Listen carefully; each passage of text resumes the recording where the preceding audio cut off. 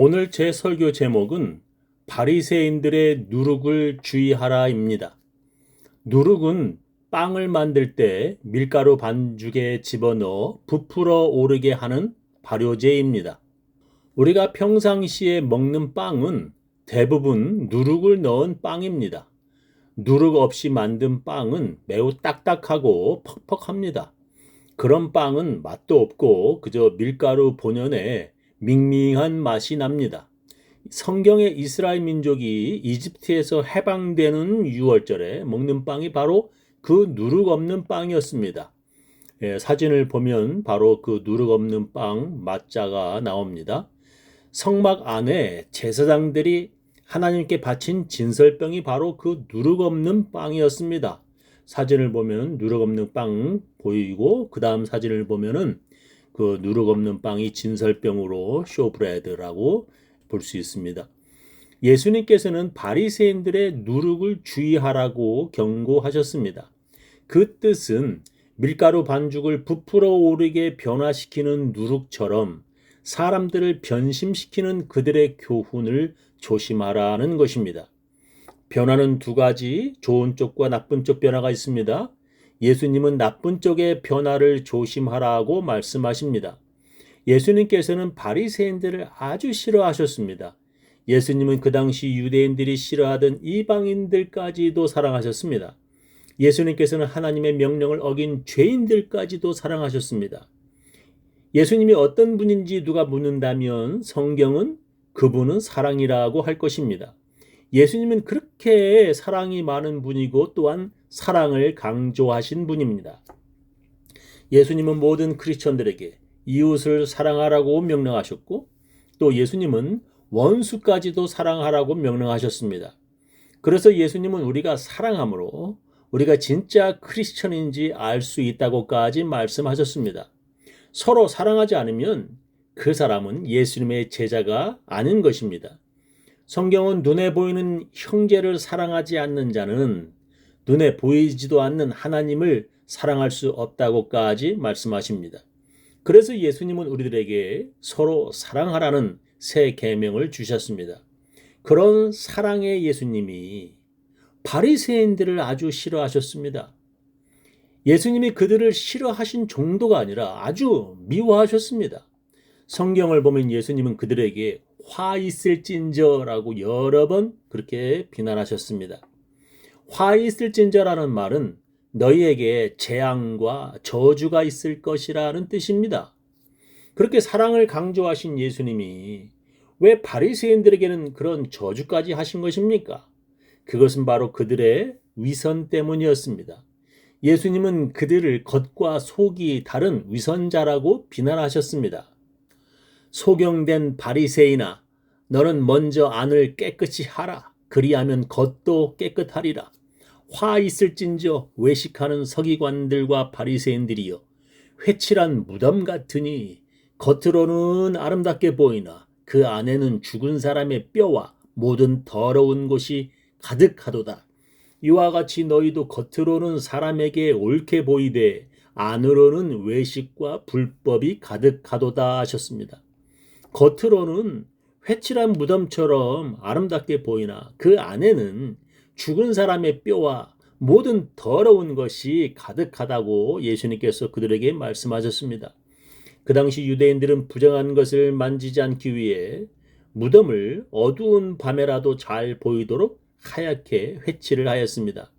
그 당시에는 지금처럼 밤에도 전등이 있어 잘 볼 수 있는 것도 아니어서 사람들이 깜깜한 밤에 부정한 무덤을 만질 수도 있었습니다. 그래서 그들은 밤에 부지불식간에 만지지 않도록 조심하도록 무덤을 잘 보이도록 하얗게 회칠을 하였습니다. 바리새인들이 바로 그런 겉과 속이 다른 무덤과 같다고 예수님께서 말씀하신 것입니다. 그들은 마치 자기들은 죄 하나 안 짓는 사람처럼 행동을 하였습니다. 그들은 하나님의 모든 율법을 철저히 다 지키는 사람들인 척 자랑하였습니다. 예수님 앞에 나온 부자 청년은 그런 율법들은 어릴 적부터 지금까지 다 지켰다고 말을 할 정도였습니다.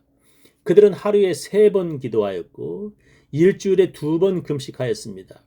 그들은 철저하게 11조를 성전에 바쳤습니다. 그들은 하나님의 명령을 잊지 않기 위해 그 율법을 머리에 또한 자기들의 팔에 가지고 다녔습니다. 성경에 하나님께서 이렇게 명령하셨습니다. 이스라엘아 들으라. 우리 하나님 여호와는 오직 하나인 여호와시니 너는 마음을 다하고 성품을 다하고 힘을 다하여 네 하나님 여호와를 사랑하라. 오늘날 내가 내게 명하는 이 말씀을 너는 마음에 새기고 네 자녀에게 부지런히 가르치며 집에 앉았을 때든지 길에 행할 때든지 누웠을 때든지 일어날 때든지 이 말씀을 강론할 것이며 너는 또 그것을 네 손목에 매어 기호를 삼으며 네 미간에 붙여 표를 삼고 또 네 집 문설주와 바깥문에 기록할지니라 하셨습니다. 하나님을 사랑하라는 명령을 마음에 새기고 네 자녀에게 부지런히 가르치라고 하나님께서 명령하셨습니다. 그 율법을 손목에 메고 이마에도 붙이고 문에도 기록하라고 명령하셨습니다. 그래서 그 당시 바리새인들은 그것을 그대로 실천하였습니다. 사진을 보면 아시겠지만 바리새인의 저렇게 이마에 붙인 저걸 경문인데 저렇게 하고 있습니다. 그리고 지금도 유대인들은 아직도 그것을 실천하고 있습니다. 저 이스라엘 군인들을 보면은 이마에 그리고 왼손, 왼팔에 저렇게 경문을 붙이고 있는 것을 볼 수가 있습니다. 왼손이 심장에 가깝기 때문에 왼손의 팔목에 저렇게 경문을 붙이고 또 다른 사진을 보면은 아이들에게까지 아버지가 경문을 가르치고 이렇게 차는 것을 알려주고 하는 것입니다. 그리고 또 다른 사진을 보면은 문설주에 들어갈 때 저걸 메주자라고 하는데 율법의 말씀, 바로 그 신명기 그 말씀이 그 안에 들어 있습니다. 이렇게 그들은 하나님을 사랑하라는 계명을 철저하게 지키려고 노력을 많이 하였습니다. 또한 자기들의 아이들에게도 그것을 가르치려고 최선을 다하고 있습니다. 그렇다면 하나님의 아들인 예수님이 그런 그들을 칭찬해 주어야 하지 않습니까? 그가 하나님께서 보내신 메시아라면 그렇게 철저하게 율법을 지키려는 그들을 인정해 주셔야만 되는 것입니다. 그런데도 예수님은 그들을 조금도 인정해 주시지 않았습니다. 예수님은 왜 그러신 것입니까? 그것은 그들의 위선 때문이었습니다. 자기들도 그 율법을 다 지키지 못하면서 다 지킨 척을 하였기 때문이었습니다. 예수님은 그것을 겉과 속이 다른 위선이라고 부르셨습니다. 예수님은 그들의 거짓됨을 보시고 그들을 싫어하셨습니다. 근데 예수님은 단지 그들의 그런 위선 때문에 그들을 싫어하신 것이 아니었습니다. 예수님은 그들의 이것을 보시고 싫어하신 정도가 아니라 미워하셨습니다. 그것이 무엇입니까? 그것은 바로 다른 사람을 정죄하는 것이었습니다. 그들은 자기들도 다 죄를 지으면서 안 지은 척 하는 것으로 끝나는 것이 아니라 다른 죄를 지은 사람을 정죄하는 것이었습니다. 자기들도 죄인이면서 자기들은 의인인 척하며 끝나는 것이 아니라 다른 죄인들을 정죄하고 하나님처럼 처벌하려 했기 때문이었습니다. 그런 그들의 모습을 예수님은 아주 미워하셨습니다. 예를 들면 간음 현장에 여자가 붙잡혀 왔는데 바리새인들은 이렇게 물었습니다. 서기관들과 바리새인들이 간음 중에 잡힌 여자를 끌고 와서 가운데 세우고 예수께 말하되 선생이여 이 여자가 간음하다가 현장에서 잡혔나이다. 모세는 율법에 이러한 여자를 돌로 치라 명하였거니와 선생은 어떻게 말하겠나이까? 그러면서 그들은 그 여자를 돌로 쳐서 죽이려고 하였습니다.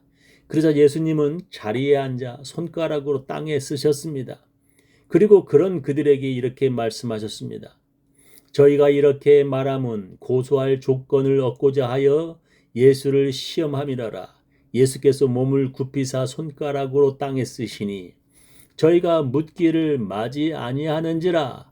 이에 일어나 가라사대 너희 중에 죄 없는 자가 먼저 돌로 치라 하시고 다시 몸을 굽히사 손가락으로 땅에 쓰시니 예수님은 그들에게 너희 중에 죄 없는 자가 먼저 돌로 치라 말씀하셨습니다.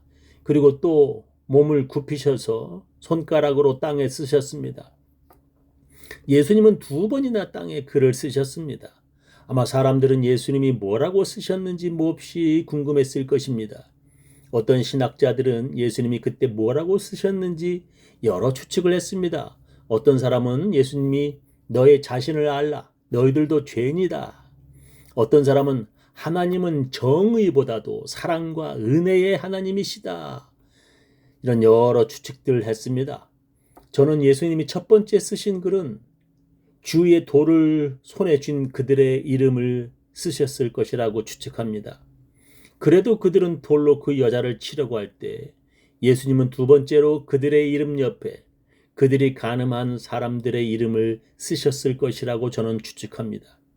그들이 오래전에 잊었던 자기와 간음했던 상대의 이름들, 그리고 지금 간음하고 있는 사람의 이름들을 그들의 이름 옆에 적으셨을 것이라고 저는 추측합니다.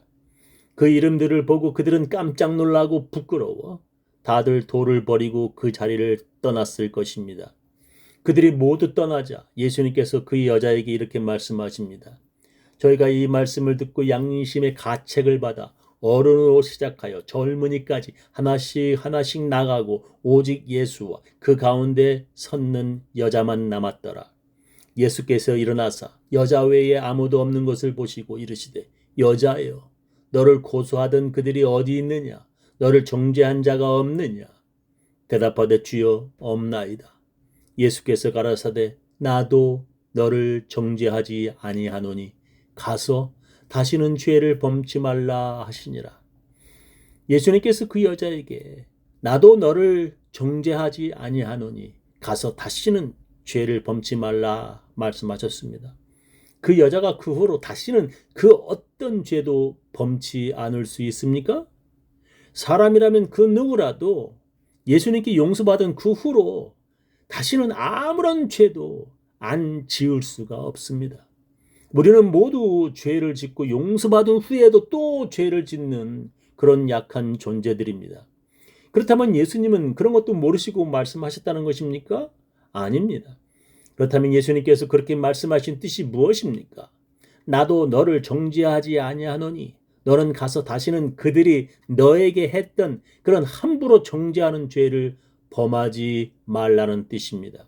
자기는 이미 예수님께 용서함 받았으니까 다른 간음한 죄인들을 정죄하려는 그런 바리새인들의 누룩을 조심하라는 것입니다. 자기도 용서함 받았으면서도 다른 죄인을 정죄하는 것은 예수님이 아주 미워하시는 짓입니다. 그래서 예수님께서 이런 말씀까지 하신 것입니다. 너희가 사람의 과실을 용서하면 너희 천부께서도 너의 과실을 용서하시려니와 너희가 사람의 과실을 용서하지 아니하면 너희 아버지께서도 너의 과실을 용서하지 아니하시리라 하셨습니다. 예수님께서 가르쳐 주신 주기도문에도 들어있는 말씀입니다. 우리가 우리에게 죄 지은 자를 사하여 준 것 같이 우리의 죄를 사하여 주옵시고. 바리새인들은 자기들도 죄 지으면서 안 지은 척하는 위선자들이었습니다. 그들이 그것으로 끝나는 것이 아니라 자기들도 용서받은 죄인들이면서 다른 사람을 정죄하고 처벌하려고까지 하였습니다. 예수님께서는 그런 자들을 미워하십니다. 그런데도 어떤 사람은 그렇다면 우리는 다른 사람이 죄를 짓는다면 아무런 말도 비판도 하지 말아야 하는가? 라고 묻습니다. 아닙니다.